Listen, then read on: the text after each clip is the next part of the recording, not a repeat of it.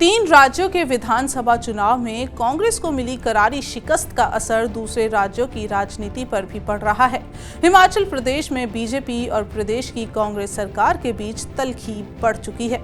दरअसल हिमाचल प्रदेश के लोक निर्माण मंत्री विक्रमादित्य सिंह ने नेता प्रतिपक्ष जयराम ठाकुर के उस आरोप पर पलटवार किया है जिसमें जयराम ठाकुर ने कहा था कि पिछले साल हिमाचल प्रदेश में हुए चुनाव में कांग्रेस ने छत्तीसगढ़ में हुए महादेव ऐप घोटाले के पैसों का इस्तेमाल किया था।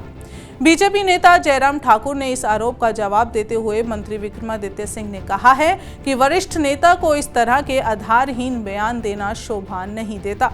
उन्होंने कहा कि अगर ऐसा कुछ है तो बीजेपी इसकी जांच करवा ले, क्योंकि ईडी और केंद्रीय जांच ब्यूरो यानी सीबीआई दोनों केंद्र सरकार के अधीन है और केंद्र में तो बीजेपी की सरकार है। इसके साथ साथ मंत्री विक्रमादित्य सिंह ने ये भी कहा कि हिमाचल प्रदेश में साल 2022 में चुनाव हुए थे, जहां से राज्य की जनता ने बीजेपी को बेदखल कर दिया था। ऐसे में जयराम ठाकुर को इस पर विचार करना चाहिए कि आखिर उनकी पार्टी को राज्य की सत्ता से बाहर क्यों किया गया।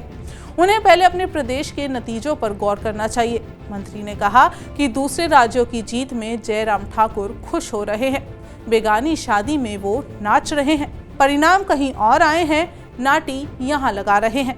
मंत्री ने तंज भरे लहजे में ये भी कहा है कि यूं ही जयराम ठाकुर को नाटी किंग नहीं कहा जाता। उन्हें जहां मौका मिलता है वो हर जगह नाटी लगाने लग जाते हैं।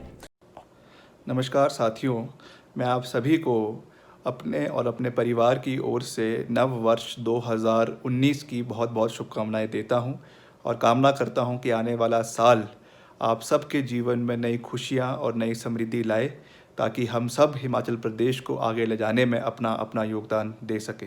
जय हिंद, जय हिमाचल।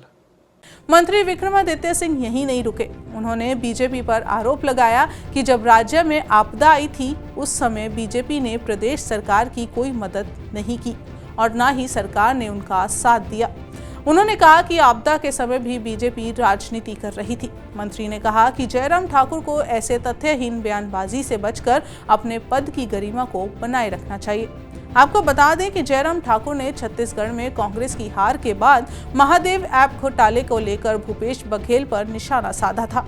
उन्होंने कहा था कि ऐसे आरोप हैं कि भूपेश बघेल ने हिमाचल प्रदेश में हुए विधानसभा चुनावों में कांग्रेस के अभियान में महादेव ऐप घोटाले के जरिए से प्राप्त धन का इस्तेमाल किया था। उन्होंने ये भी कहा था कि जांच की जा रही है, जिसके बाद सच्चाई सामने आ जाएगी और अब फिर कांग्रेस और बीजेपी हिमाचल में आमने सामने है और इस तल्खी का असर जनता पर क्या पड़ता है ये देखना काफी अहम होगा।